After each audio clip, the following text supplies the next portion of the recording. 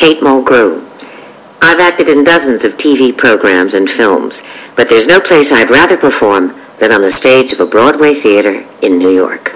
One of my favorite theaters is the Belasco on West 44th Street between 6th and 7th Avenues, just steps from Times Square. And I'm so happy that I can describe it for you.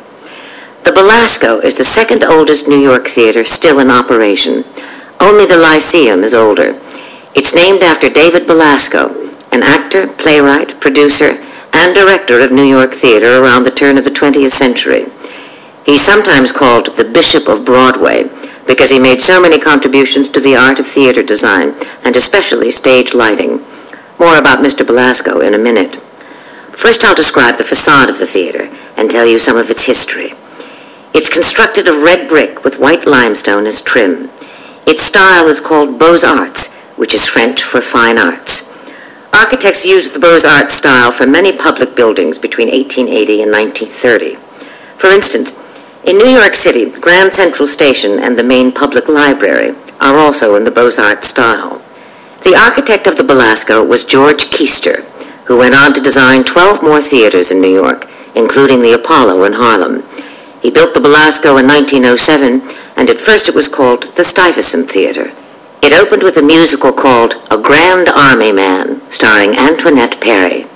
You may recognize that name, because every year the highest awards for theater are called the Antoinette Perry Awards, better known by their nickname, the Tony Awards. In 1910, David Belasco decided to name the theater after himself. Here's what the facade looks like if you're standing directly across from it on 44th Street. The theater is 120 feet across, which is about 40 paces, and it's about as tall as a 5-story building.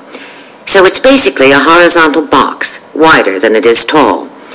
In the early 20th century, it must have seemed impressive, but today it's surrounded by skyscrapers that soar 40 and 50 stories. Above the center part of the building is a pediment, an element from classical architecture that looks like a triangle resting on the top of the building. The body of the facade is red brick, but what draws your eye is white limestone that the architect used to decorate the corners, outline the pediment and windows, and to build 6 pilasters. A pilaster is another element from classical architecture that looks like a freestanding column supporting some part of the building, but it's not. It's a sculptural detail that's attached to the wall. The 6 pilasters are spaced across the front of the building and separate 3 tall windows with rounded tops. Today, the glass panes in the windows are painted white, so the windows blend in nicely with the white limestone of the facade. To the left of the windows, a black iron framework is attached to the building. When there's a show at the theater, this framework holds signs advertising the current production. And at the extreme left of the building rises a thin rectangular white sign with the name Belasco in 3-foot-high black letters. At street level, a permanent awning extends across the entire front of the building to protect theater goers from bad weather. There's one more important part of the Belasco, and it brings me back to talking about the man it's named for. Above the right side of the main part of the building rises a 2-story square section. This held a lavish 10-room duplex apartment where David Belasco lived.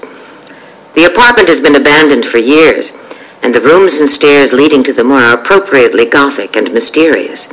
Why mysterious? Because it's possible that David Belasco never left the theater he loved so much. Ever since his death in 1931, actors and stagehands have reported glimpsing his ghost haunting the theater, especially when a production is having creative troubles. Through the years, actors have also told stories of seeing another ghost, so-called the Blue Lady. Some think she's the spirit of a dancer who died at the theater after falling down an elevator shaft. Ghostly legends and rumors about the theater continue right up to the present. The interior of the Belasco is also very special. Even though it seats 1,000 people, it feels intimate and cozy because the auditorium is shallow. The result is that all seats feel close to the proscenium stage. And the auditorium also contains the original Tiffany glass chandeliers that Belasco installed, as well as 18 panels of painted murals that surround the proscenium arch. I hope you can experience a performance at the Belasco Theater. You're sure to hear some of the finest actors working today. And who knows, you may also sense the ghost of David Belasco.